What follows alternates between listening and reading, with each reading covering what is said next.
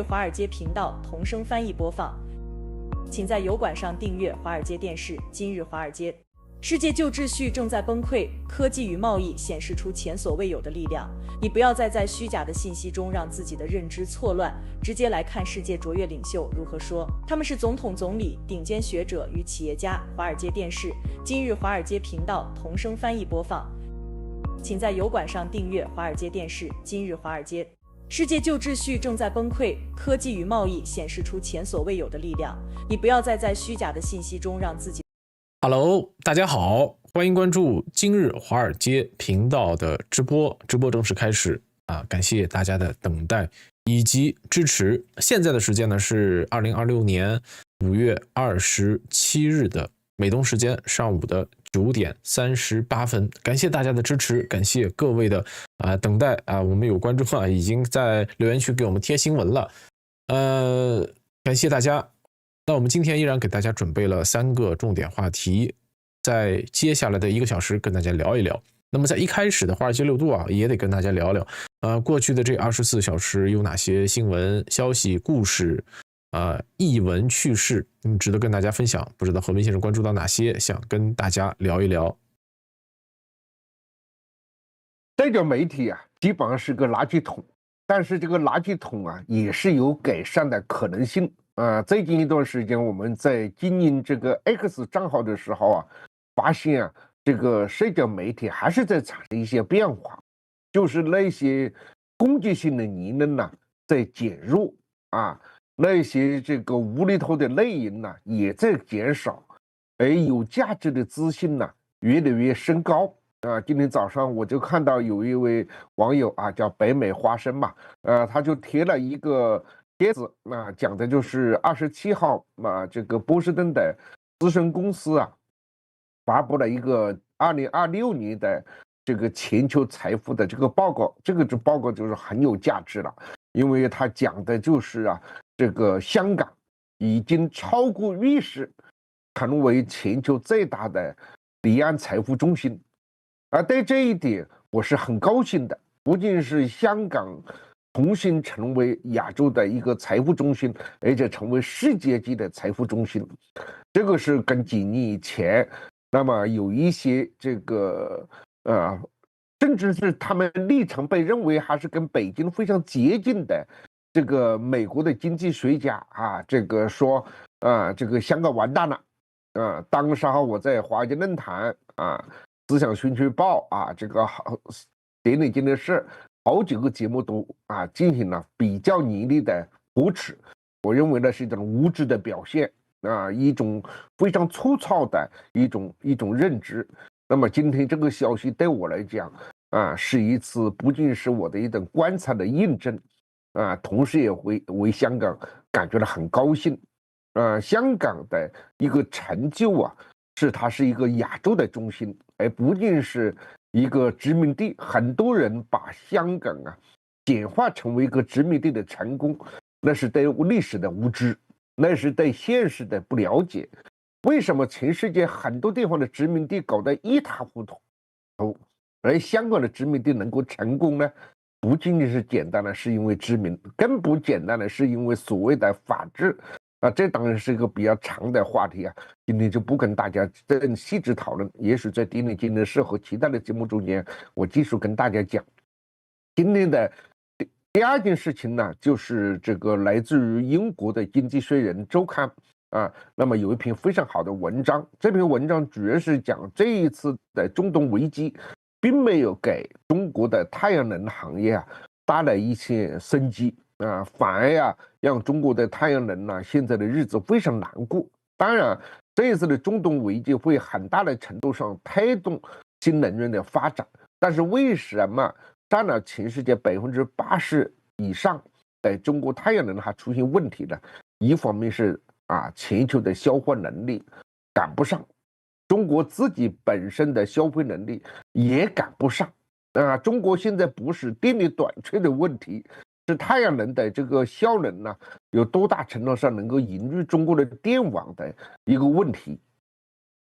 另外就是的，這個太陽能本身的技術受到了很大的一些局限，也就是它的效能呢還是不夠高啊。那麼這個現在對中國太陽能的行業的一個巨大的一個壓力，看能不能找到一個新的這個機會整治啊。英國經濟這個《經濟學人》這篇文章非常好啊，我們的民間新聞的這個 X 賬上啊，一早就把這個文章啊翻譯給大家，同時做了一些我們自己的這個評論和分析。還有一篇文章是來自於《華爾街日報》這篇文章也非常好。這篇文章好在什麼地方呢？他就說為什麼這一次的美伊戰爭沒有能夠把石油的價錢呢搞到這個$200，原因呢就是一個中國這個就是很有趣。那因為呢，現在的油價已經漲了30%，对全球的經濟已經產生了一些影響。如果這場戰爭不盡快結束荷爾木茲海峽不重新開放對經濟的壓力是非常大的。但是為什麼過去幾個月全球的經濟仍然在發展？那麼很重要的一個因素，就是因為中國的石油已經成為了全世界石油的中央银行。當這個石油出現價格漲的時候，中國人沒有像以前預估的那樣，中國又瘋狂的進口石油，恰恰相反，中國的石油的进口反而下降了。在我的節目中间，我曾經跟大家描述了這種現象。正是由於中國有巨大的這種石油的儲備，從胡錦濤時候就開始有這種遠見，到習近平時代進一步鞏固和提升了這個石油儲備能力。這就想上一次的2008年的經濟危機，全世界靠誰把它救出來的？其中很重要的力量就是中国。中國的4兆的這個資金投入到這個市場，造成了今天的很多的問題，但是同時也讓世界的經濟避免了一場更大的這個災難。今天中國的石油的儲備能力在很大的程度上保護了全世界的經濟。現在的這個全世界的2個國家的力量是無與倫比，一個就是偉大的美國，一個就是正在崛起的中國這2個國家的經濟的底層的這個力量正在扶持了這個世界的正常的經濟的運轉。還有一篇文章來自於英國的《經濟時報》也是一篇很不錯的文章。這篇文章主要是描述中國的人工監控的厲害的程度。過去我們只看到這個攝像頭CCTV 到處都是那個時候的人權組織跳得很高，媒體西方媒體批評的非常多，我就對這個觀點嗤之以鼻。我認為在公共系統裡面，一個安全的基本要素就是要保護人們的這個安全。你像我們紐約這個地鐵，這個地鐵上到現在為止都沒有裝上這個攝像頭，你怎麼能夠理解呢？怎麼能理解呢？有的人小資情調讚揚紐約的地鐵怎麼樣，當然我也經常感受到紐約地鐵的這種文化和生活的這個氣息。但是安全呢？安全是對於市民來講比什麼都重要中國正是因為建立了一套這樣的這個全方位的這個 CCTV 系統，讓中國的國民得到了很好的安全的保障。但是這仍然不夠。英國《經濟時報》就描述出來，中國的這個人工智能加入到了這個監測系統裡面也就是說，不僅僅是監視這個人群的行動，甚至它可以警察可以迅速捕捉到某一個人他穿什麼衣服把他調出來看一看，馬上就會知道他是什麼樣的人，查出他的背景，查出他的生活狀況、心理狀況然後呢就做出一個預警他可能有危險然後在這個時候警察就會針對這個人是不是採取什麼行動我就不知道了。但是呢，這種預警性的行為是公共治安的一個必要條件現在不要去很粗糙的用過去的這種想法去這個監視這個監視人們的行動就好像侵犯人权。公共安全就是第一要務。第一要務。中國往前走了一步，全世界的各個國家在後面都會跟上去，因為啊，全世界要進入到一個人工智能的一個時代啊，人工智能的時代不僅是成為我們生活的一部分，也會成為國家治理的一部分。我把它講成科智啊，科智會在很大的程度上超越現在的意識形態，成為社會監管或者是提供政府服務最有力的一個工具。好了，剛才講完這些東西以後，再回到最開始我們講的這個香港取代這個瑞士，成為這個亞洲成為全世界的離岸財富第一中心。其實這個北美華生這個網友講得很對，就是瑞士這樣一個有百年老店如此聲望的這樣一個國家，居然非常愚蠢的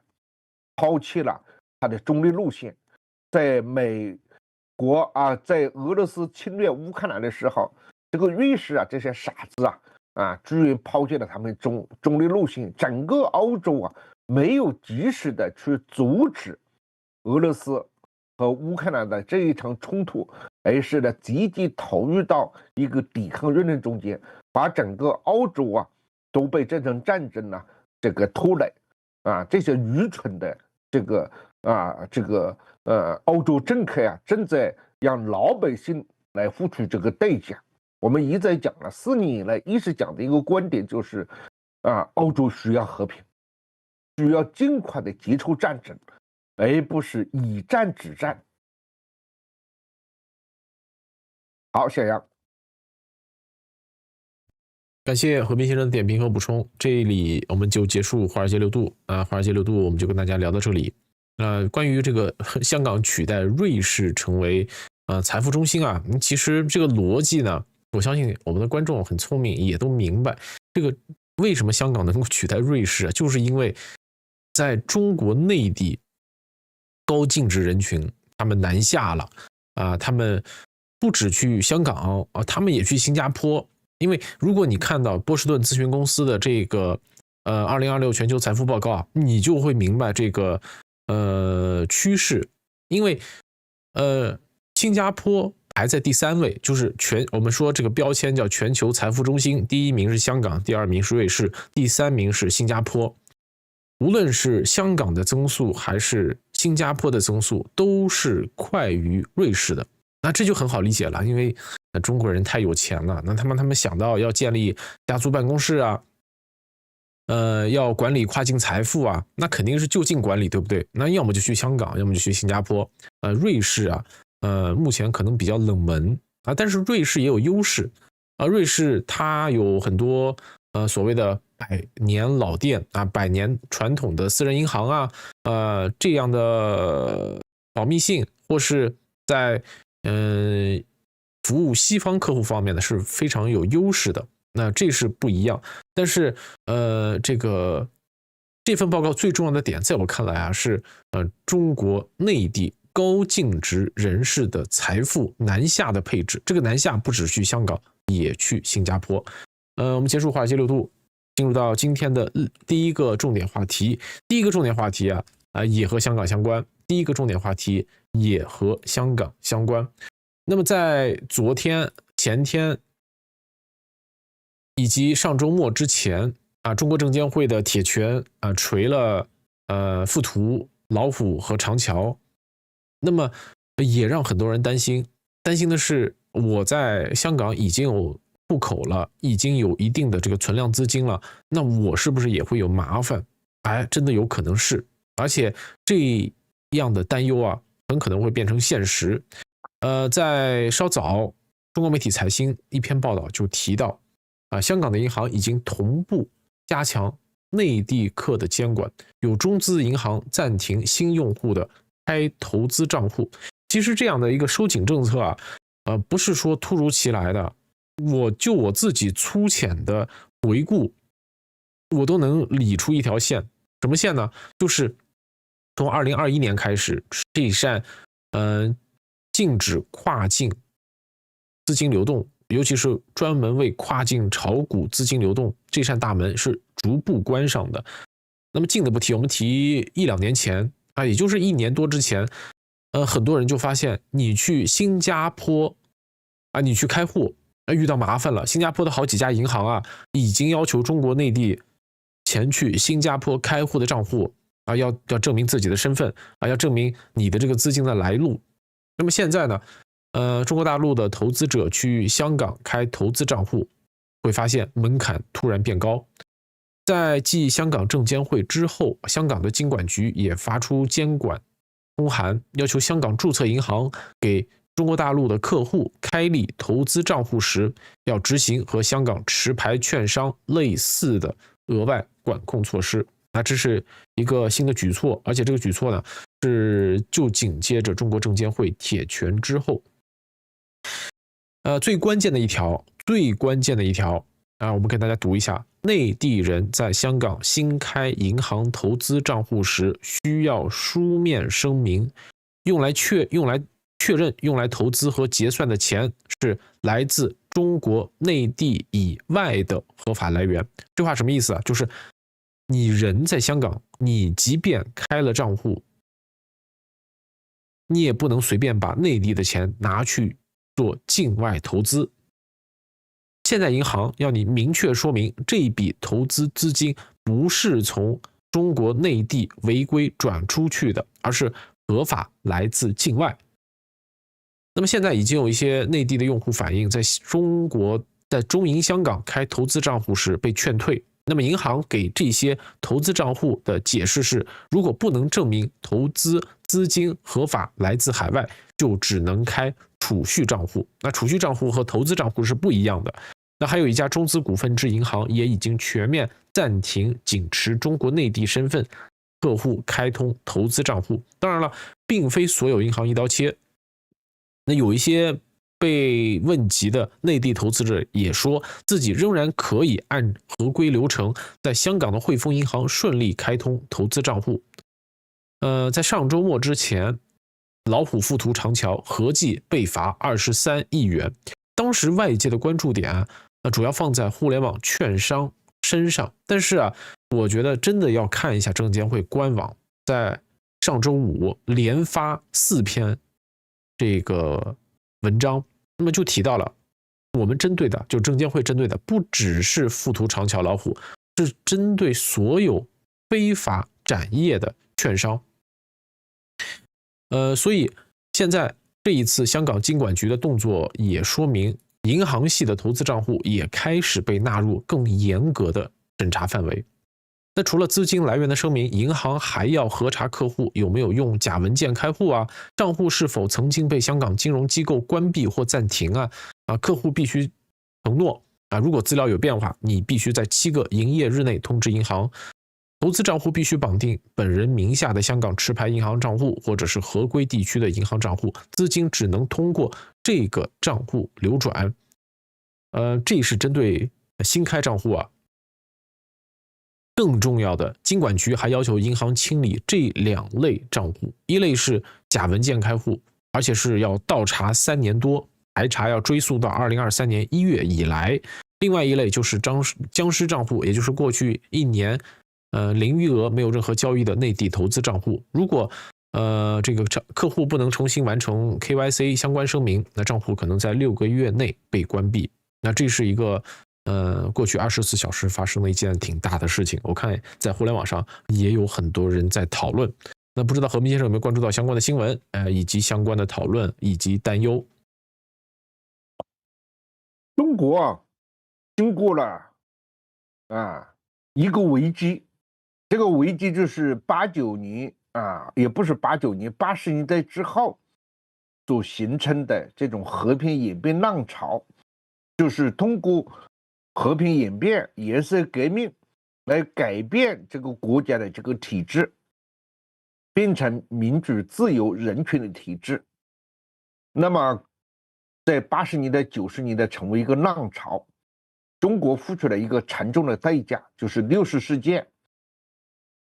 但是呢，它最終沒有能夠和平演變成功，甚至在後來的90年代和本世紀很多的國家都進行了和平演变，像这這個烏克蘭就進行了2次和平演變，一次是從這個俄羅斯从蘇聯分裂出來，匆匆忙忙很多事情沒有搞清楚，然後第2次就是通過基輔之夜再進行了一次政變，才造成了今天的烏克蘭的這樣一個悲劇。中國逃過了一劫在政治上，但是經濟上還很難說，因為中國雖然形成了這個強大的工業能力，但是中國始終有一個事情沒有做起來，這就是經營市場。經營市場，所以中國的這個股市要死不活那麼雖然現在已經過去1-2年已經很厲害了，但是從長期來講還是可以說是要死不活，和中國的經濟力量完全不相匹配股市虽然不能說一定是跟實體經濟連接在一起，但是中國強大到這種程度，股市沒有跟上來是有原因的。但是很重要的一點就是中國領導層非常保守，他們知道一個國家最危險的一個因素之一就是經濟失控。美國這種國家它有巨大的承受能力，是從上个世紀這個20年代以來無數場的這個經營的這種危機，造成了非常大的社會衝擊，但是美國這個國家還是穩定下來了。當然了，也造成了一個悲劇，比如說第2次世界大戰，在很大的程度上是跟這個經濟失控是有關係的。華爾街我講的是那麼中國在這方面沒有美國這麼好的經營條件，也沒有這麼的好的經營，但是中國現在的一個對中國經濟的一個信心的一個喪失使過去那些年莫名其妙掙了很多錢的朋友覺得哇怎麼辦，錢保不保得住，或者是通過他們辛勞掙的錢也開始擔憂是不是保得住。所以資金的外潮實際上從另外一個程度上是中國的另外一場經濟的政變或者是經濟的和平演變，或者是經濟的顏色革命。那很多的中國內地的人到香港去旅遊最喜歡做的一件事情就是開個賬號，一方面看能不能炒股，另一方面的錢放在境外總是放心一點，或者說呢借香港這個地方轉到全世界各個地方去，因為香港是一個自由的經營市場，這就造成了一個巨大的問題。中國的資金的外流非常龐大，非常巨大，但是呢，全世界對經營市場的控制越來越嚴格，越來越嚴格。以前你在銀行裡辦個什麼賬號相應的隨便給一點證據就可以辦了，現在在很多國家都不行了。尤其是美國對經營的控制表面上很鬆，實際上非常嚴厲他們對經營的這個監管，一方面是經營市場的安全，另外是國家安全那麼這個實際上你到了一定金額，都會在這個政府的監管之下，甚至在全世界開這個所謂的賬號或者是有什麼收入超過1萬美金。你都必須要報備，你不報備，你就是違反了法律。中國在這方面呢，法律是不是比較欠缺，我就不知道，是不是這個中國的法律有這麼一個條文？如果你是個中國公民你把錢存到香港超過多少，你應該報備，有沒有這一條？美國是必須的，中國是不是會必須的，我就不知道。但是現在呢，開始進行監管這個是一個。中國政府擔心經濟的危機，擔心資金的外流的太嚴重所造成的一種措施。但是從長期來講，它也不僅是擔心這個資金外流，而是呢對這個國家財富、公民財富的一個基本的監管的一個措施。我們不是向美國學習是吧？向歐洲學習嘛？有些東西歐洲人、美國人做事有他一定的道理的。那中國人做是不是就沒有道理？大家可以想一想如果一個公民把錢都存在這個境外，對吧？又不報備，對於中國來講是義務就是什麼所以我覺得這個它可能不是個短期的措施，可能是個長期的措施。但是香港又有它的特殊性，因為香港屬於中華人民共和國的一部分。那你一個中國內地的公民和香港到底是什麼關係？算不算真正存在意義上的一個敬畏？這件事情在法律上可能都需要討論。但是不管怎麼樣啊，中國的那些這個叫什麼野草就是野草叢生的時代啊，已經過去了啊。為了掙錢，確實不那麼好掙了啊。至少要像美國這樣或者歐洲這樣進入越來越規範化的一個管理範疇。感謝和平先生的點評以及補充。那麼今天啊，關於第一個話題，我們也先跟大家聊到這裡。有人說啊，有，但出境時檢查不嚴啊。你說的是針對的什麼呢？啊，你說的針對的是資金出境嗎？這個你没說主語啊。那麼從上周末到現在，關於這個中國證監會的鐵拳的討論非常之多啊，非常之多。但是綜合各方啊，尤其是中國一些關鍵媒體的報道啊，那中國證監會這次是來真的啊。如果大家去梳理一下過去6、7年對於這種跨境炒股的監管以及一些官方的表態啊，你們就能明白這扇大門呢是逐步關上的，不是在昨天周五突然關上的。那麼聰明的或是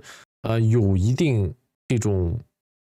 危機意識的人呢，你看早就跑了啊。所以在上周末之前啊，證監會的這個鐵拳啊，那不只是他的這一份聲明啊，我再說一遍，一定要多看這另外3份聲明啊。這份另外3份聲明已經說得非常清楚了。好了，我們結束今天的這第一個話題，進入到今天的第2個話題。第一個話題呢，跟大家聊完了，中國的跨境炒股的問題，接下來跟大家聊一聊，下一個話題。第2個話題是什麼呢？第2個話題是中歐的博弈啊，中歐的博弈。那麼最近啊，我們沒怎麼聊這個中國和歐盟的關係。那麼就在稍早啊，彭博社有一篇文章，彭博社的這篇文章說的就是中國和歐盟之間的一個博弈升級。其實啊，在過去的半年時間中，那 C919 這款中國商飞的大飛機呢，已經在接受歐盟方面的一個适航證的最初的一個認證的過程。那麼現在這個認證過程啊，就是歐盟對 C919 認證的過程似乎出現了一些放緩出現了一些這個遲緩，所以中國現在呢去延遲空客飛機的交付。那彭博社的報道提到，過去幾個月，中國民航局放慢了部分空客飛機進入中國投入運營所需要的時間。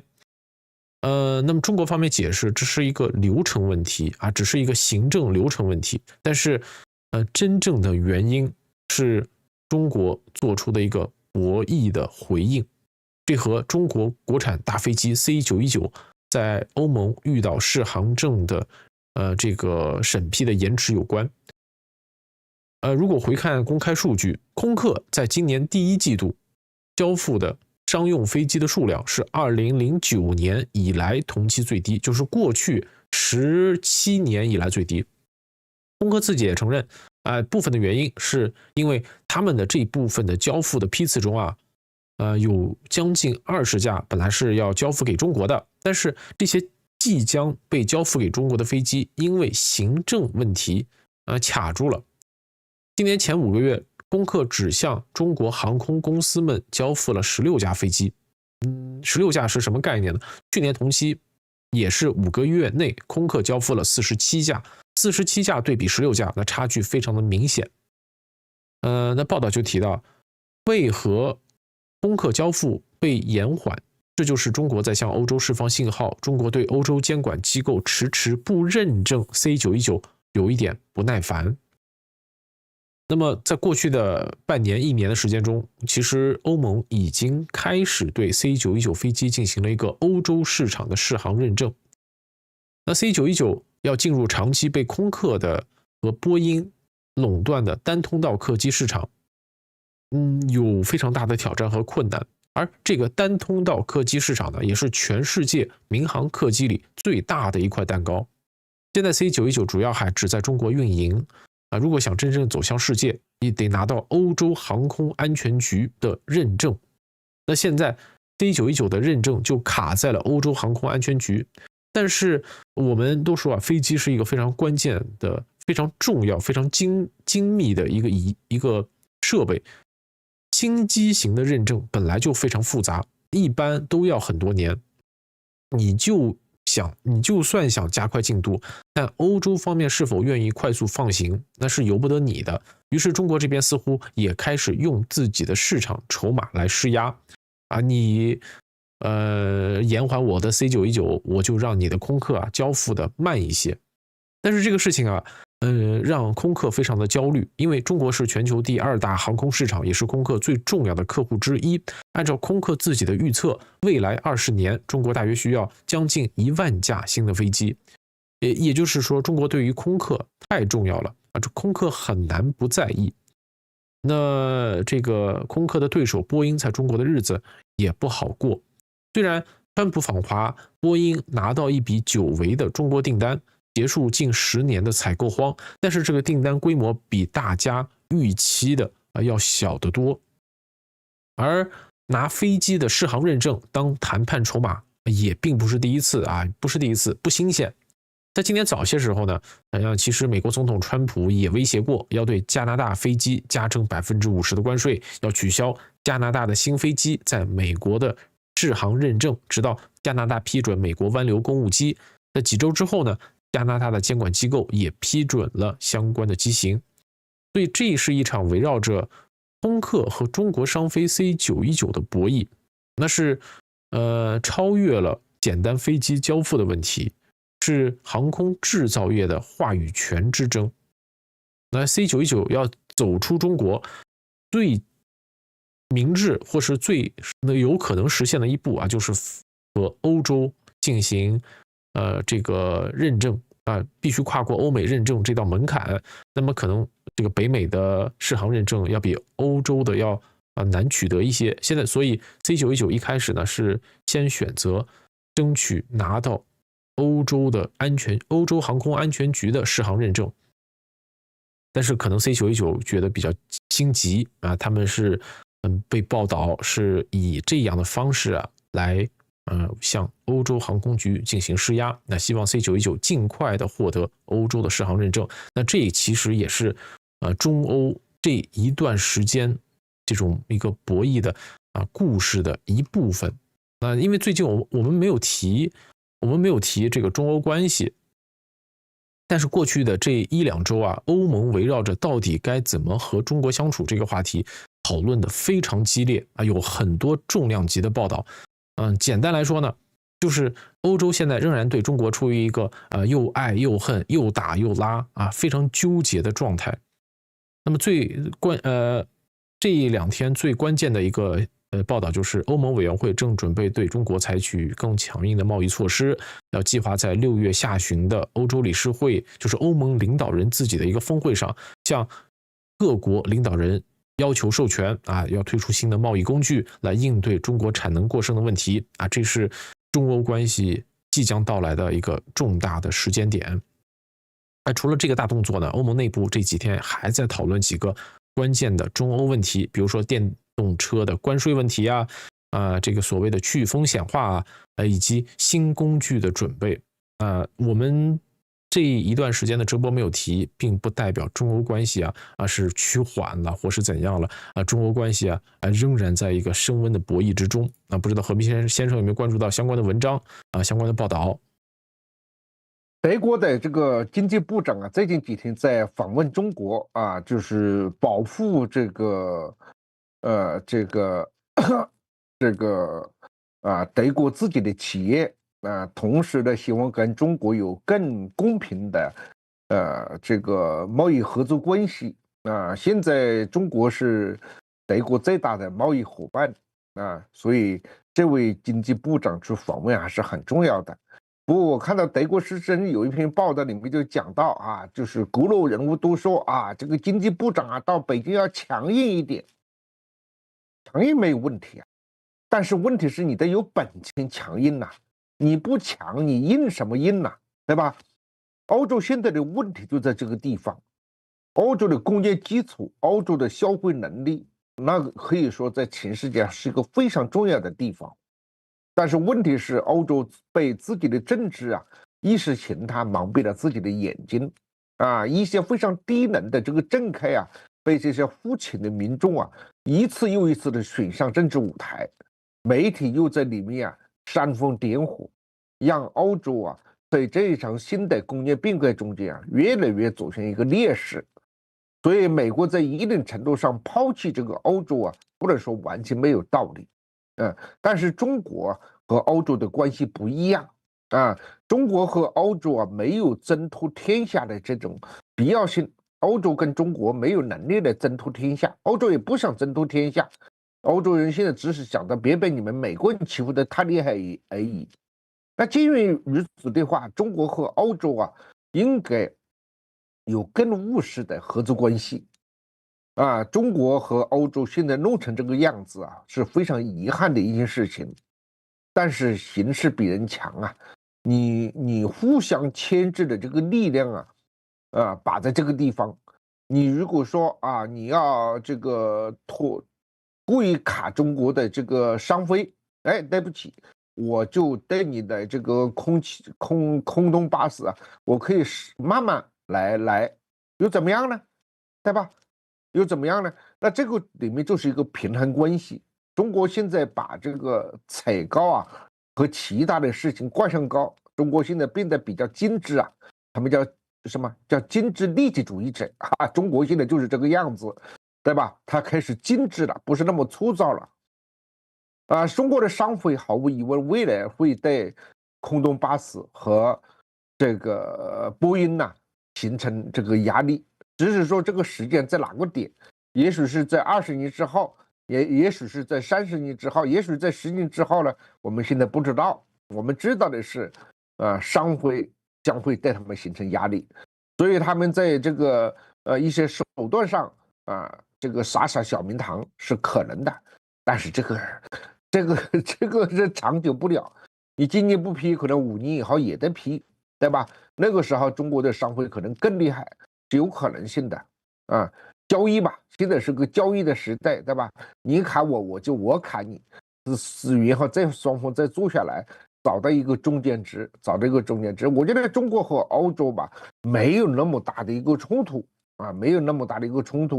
啊，只要歐洲人多一點，有世界觀啊，有前瞻的這個政客出來，很多事情就比較好辦。現在討厭的就是媒體啊，媒體就是居高臨下，對吧？唯恐這個天下不亂啊，這個是對歐洲的政客的遠見啊造成一個傷害。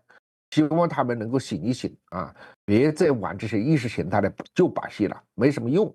啊，老老實實來做生意，老老實實來進行交易。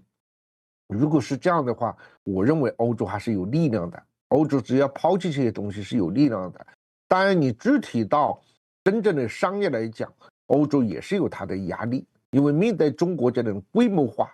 這種生產能力，你無法抵擋啊！中國現在是贏家通吃，不是贏家通吃啊，它是什麼都吃，對吧？就是它不能說完全是贏家了，它是一個強者啊，從高端到低端，都吃。你這個對於這個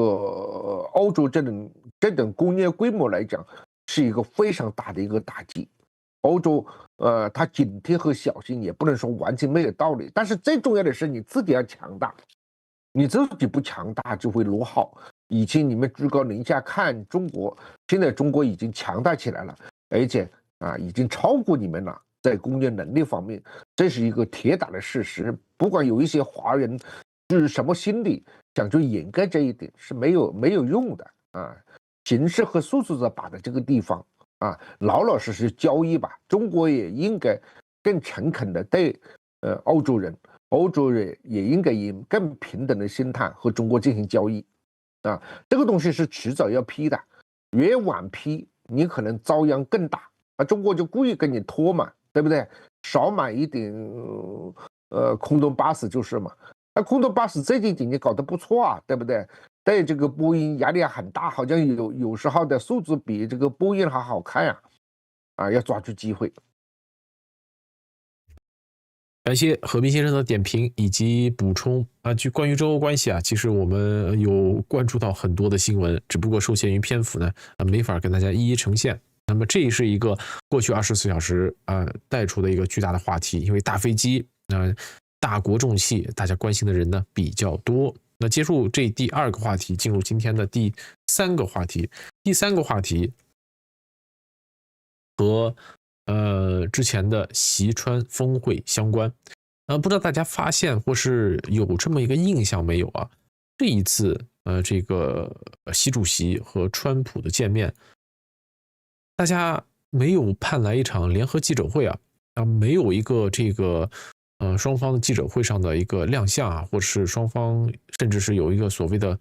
中美聯合聲明啊。那麼為什麼會這樣呢？中美關係是不是出現了緩和的跡象？那麼在南華早報上有一篇文章就跟大家梳理了為什麼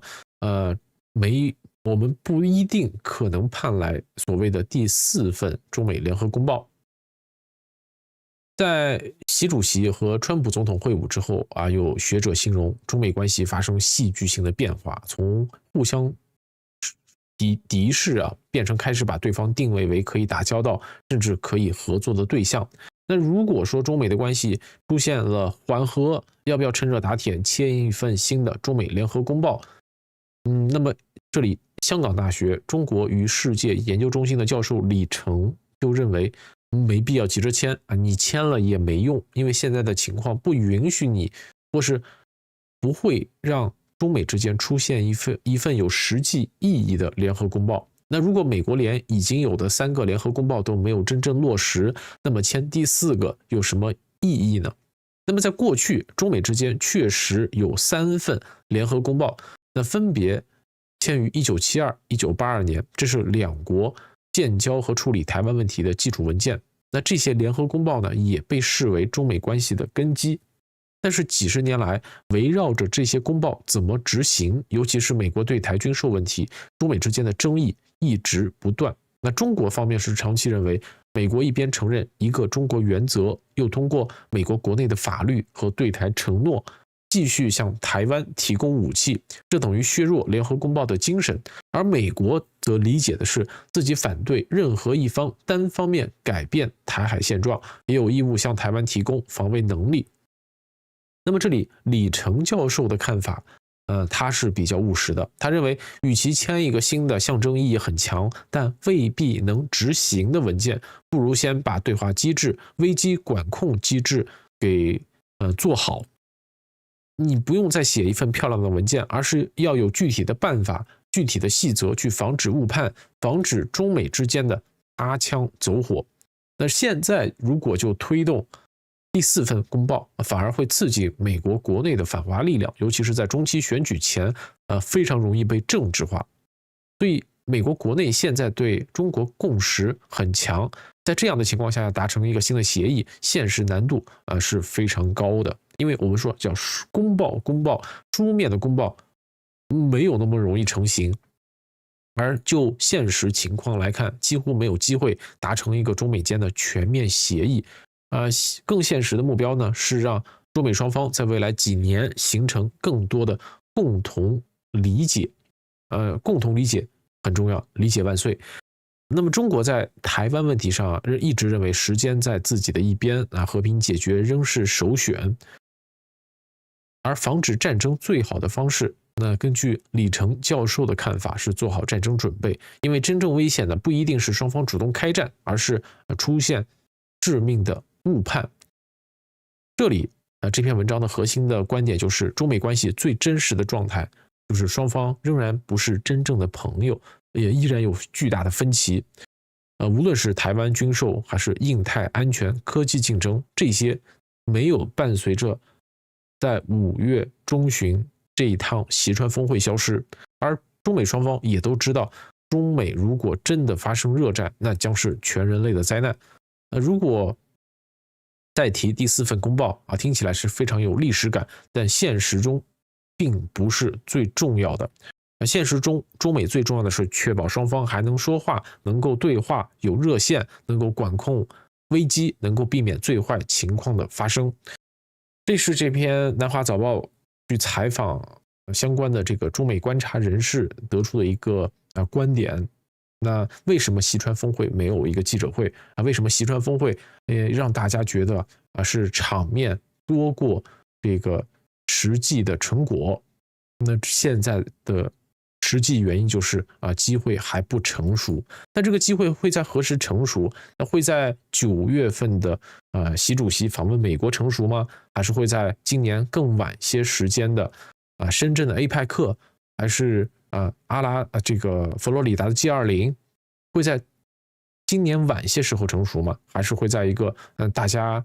仍然沒有預料到的时間點？不知道何面人怎麼看待這篇文章，以及這篇文章所描述的一個觀點，就是中美現在呢不是真正的朋友，中美未來也很難成為一個真正的朋友。昨天呢我的 X 賬上這個翻譯了2篇很重要的文章一篇文章呢是這個拜登政府時期的國家安全顧問的中國事務部的部長就負責中國事務的這個國家安全政策方面的設計叫杜宇森教授，他現在是位教授。那麼他的一篇文章發表在這個外交事務上面，主要是比較系統性的批評特朗普總統訪問中國，認為被習近平玩轉了就是習近平讓這個特朗普總統得到了一些表面的東西，但實際上呢，習近平得到了更實質性的東西這是一篇文章，很重要，很系統，反映了批評特朗普總統的到中國之行的美國比較普遍性的批評的一個觀點裡面最有系統性的一篇文章。另外一篇文章呢是一位教授寫的那麼他是好像是一個華裔教授我到了后来晚上就看了他一個演講9年以前在油管上面講200人看其實這是一個很有思想力的一位年輕的教授，他也在外交事務發表這篇文章。他的這篇文章就是講的基礎，就是講的美中2國這個戰略性的共存關係，也就是說雙方互相不信任，但是也不得不互相存在這篇文章也很重要也反映出来了這個是年輕的一代美國政治學家他們對這個中美關係超脫於一般的黨派之爭的這種觀點挺有價值。當然這篇文章我也有一些補充的一些看法。我認為中美關係不是簡單的一個互相否定的關係，中美關係是一個這個互相否定、互相肯定、互相合作互相依賴，它是一個什麼層次都有的一種關係。你說它有敵對吧，你也可以講最大的理由；你要它講合作吧，一大的素質吧在這個地方。你說友好吧，有很多事情就發生，就正在發生你要說互相否定嘛，互相也看不起，或者互相在对方有很多的攻擊，這也是事實。所以它是一個非常豐富的一個外交關係。我覺得人類歷史上今天我們所發生的很多的事情呢，是人類歷史上沒有經歷過的。所以我們看歷史我現在看歷史就是說最大的一個感覺就是單薄覺得歷史怎麼已經那麼簡單那麼浪漫對吧？今天的歷史要豐富很多，今天正在發生的事情要豐富很多，層次多很多。所以你作為一個學者，作為一個思想者，或者是作為一個觀察者你千萬不要掉進一個單方面的一個数据或者事實把你影響，你就認為這個世界是全部，不是這個樣子不是這個樣子那麼我覺得中美關係今天的層次來講，已經實現了一種情況，就是中國的地位已經躍升世界上最強大的2個超級大國之一只有很多中國文化人不承認而已。世界上的現在的媒體，世界上的这個智庫，世界上的政客，是正常人都會承認這個事實。而這個事實和美國之間的關係啊，它形成了某一種實際上彼此認可的關係。你看不出來中國的決策層或者中國現在的企圖，在未來10年、20年要把美國完整的取代，成為世界第一號警察。中國沒有這個心，也沒這個膽，也可能沒有這個能力，但是美國的這種強大，跟之前的不同是，他面對的一個之前前所未有的一個對手，不是蘇聯，不是德國，也不是日本。這個我在10年以前講中國病的論的時候就講了，這個是你很難改變的一個事實。也就是說，美國強大中國崛起，這是一個同性存在的一個事實，改變不了。那至於開不開記者會，我覺得不應該開。為什麼不應該開呢？這個記者問問題，當東望一下西望一下，他就想挑撥你們嘛，對不對？但是你們回答問題稍微有一點不謹慎，就會被找到這個空洞的東西，找到一個靶子，找到一個空間來攻擊你。中美關係本來就有無數的人想着破壞它，對吧？你記者會反而會跟攻擊破壞提供這個炮彈所以現在乾脆不要講，對吧？你該做什麼東西，特朗普做什麼，習近平做什麼，你們有兩邊有強大的這種官僚團隊，雙方就對着討論事情。我不認為美國人會出賣美國，我也不認為中國人會出賣中國，他們只是呢站在各自的利益的角度來講，有時候要做出讓步，有時候要做出這個妥協。這實際上本來就應該是妥協的。交易的一個核心價值就是互相妥協，這個就是這個雙方的這個所謂的聯合公報的問題。我覺得主要的問題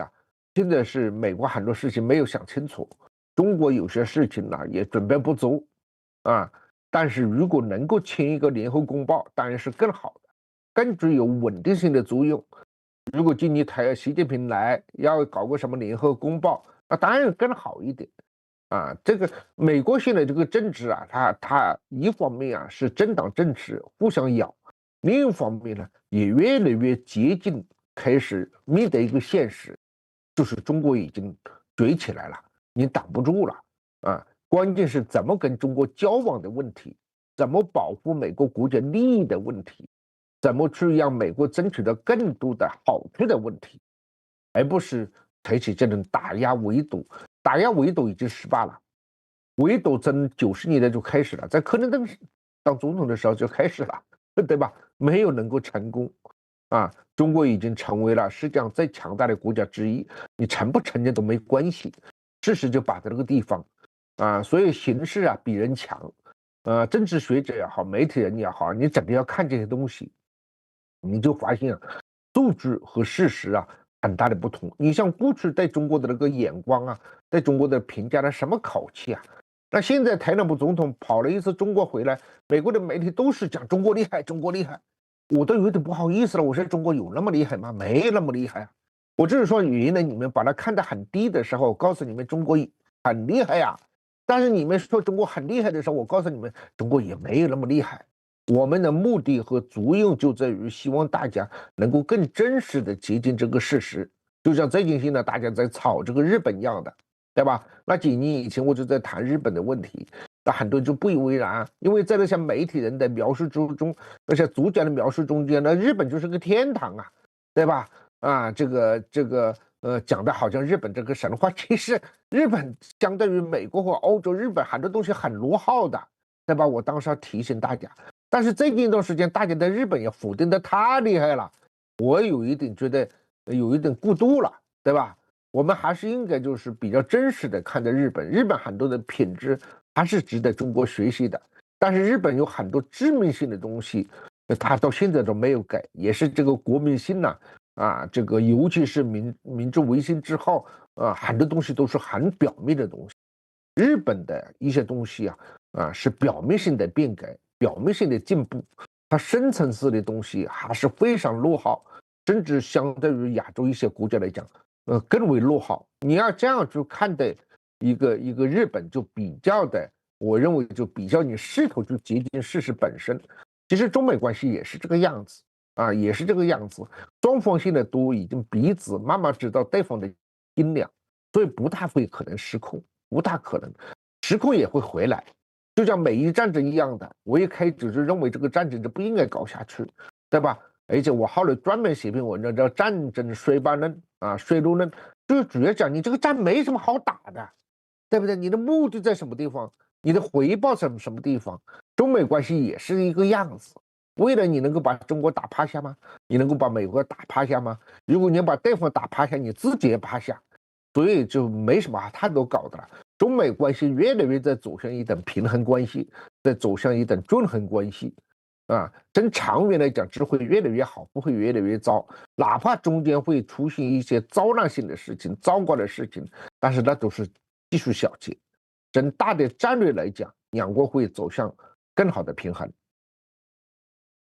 感謝何斌先生的點評以及補充。我們今天跟大家要分享的3大話題到這裡呢，就跟大家分享完畢。非常感謝大家的支持以及關注。那麼今天接下來還有哪些重要的話題、故事以及這個奇聞異事要跟大家分享啊？我們也請何斌先生給大家做一個簡單的預告。那麼剛才已經跟大家分享了來自《金融時報》外交事務等多個媒體上的深度長文。除了這些之外呢，還有哪些要跟大家分享？我們也請何斌先生給大家做一個簡單的介紹。這個我剛才已經講了很多了，小楊，你應該分享一下你的這個24小時的想法呀。我看你昨天講了一個法拉利啊，什麼什麼跑車，對吧？這個看的人很多啊，關注的人很多，幾十萬人看呀，對不對？那個到底是怎麼回事？我還特別感興趣啊。法拉利，這是一個我相信啊，但凡你這個活這麼大，一定聽過的一個品牌啊。這個品牌呢是意大利的啊，它是一個跑車品牌，但是現在呢人家也是一個上市公司。法拉利在本周呢發布了一個電動車啊，也是首款電動車。這個電動車的發布呢是激起了很多人的討論啊，因為大家一看這個很不法拉利。一點沒有法拉利的精神，沒有法拉利的神韻。那尤其是法拉利前主席也好，這個賽車界的這個殿堂級的大佬也好啊，對於法拉利的這個車的評價都不高，都不高。而且有人認為啊，這款車的設計呢是來自於蘋果公司曾經的功臣。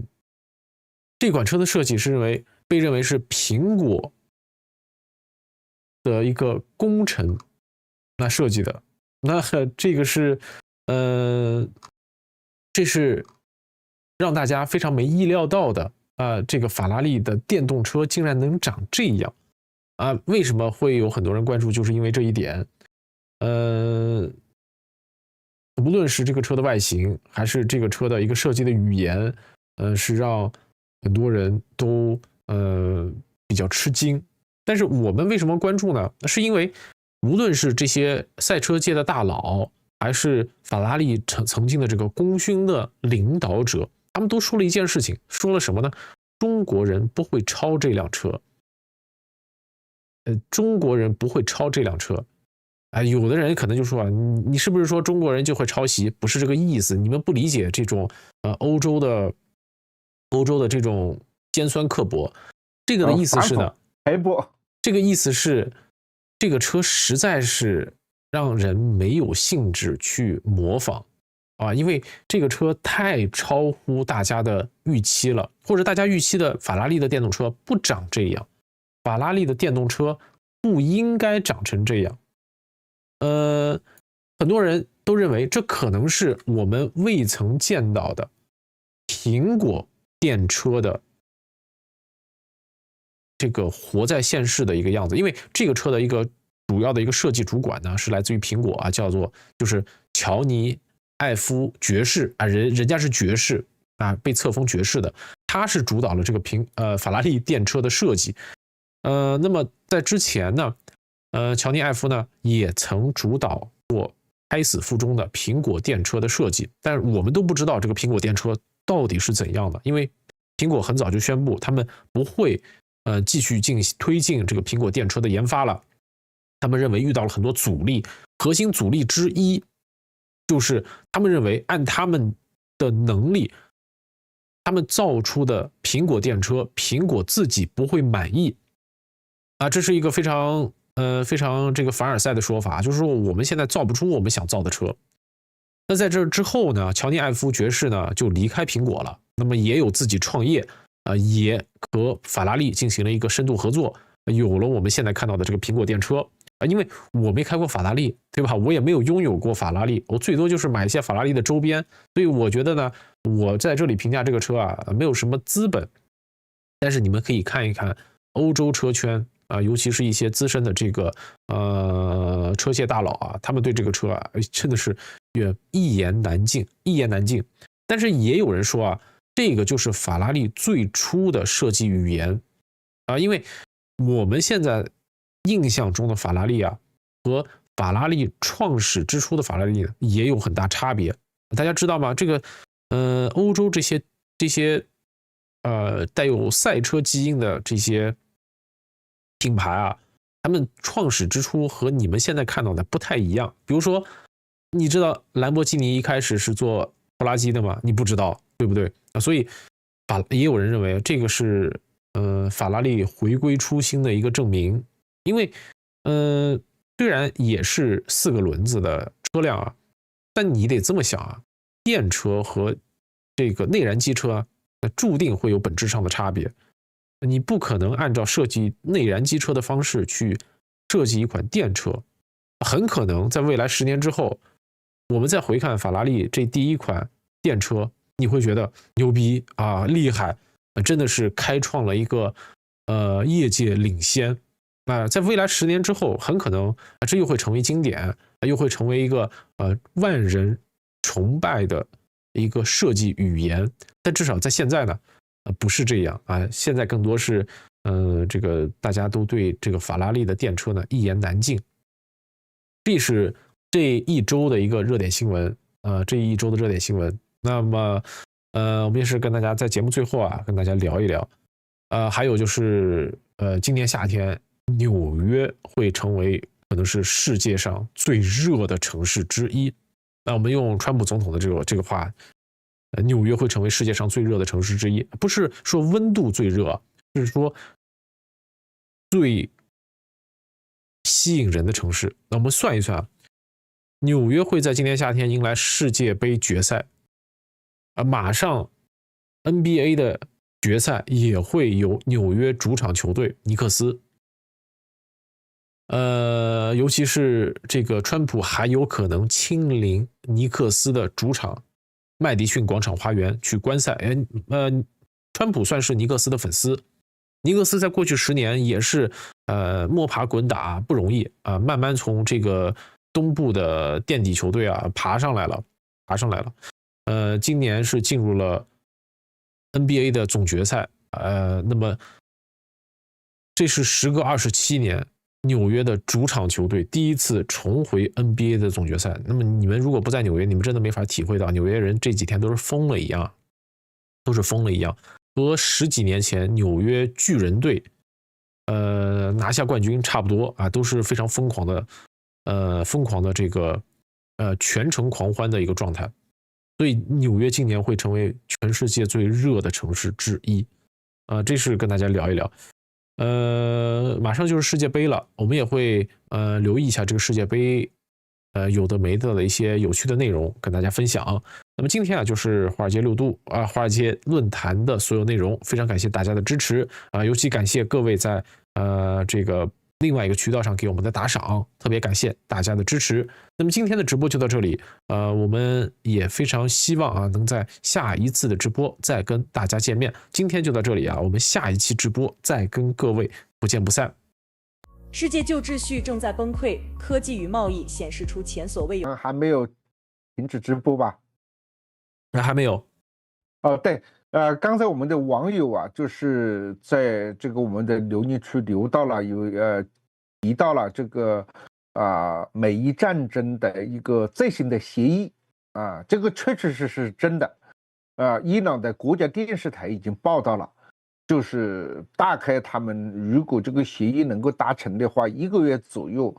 這個荷爾木茲海峽就會開放。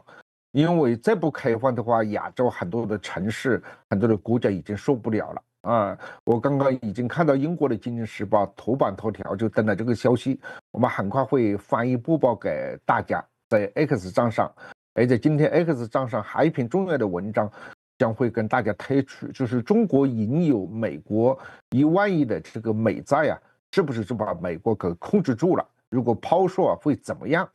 那我們完全這個報告提出了一些不同的看法，中國人應該意識到這個跟美國的經濟利益是互相捆綁在一起的。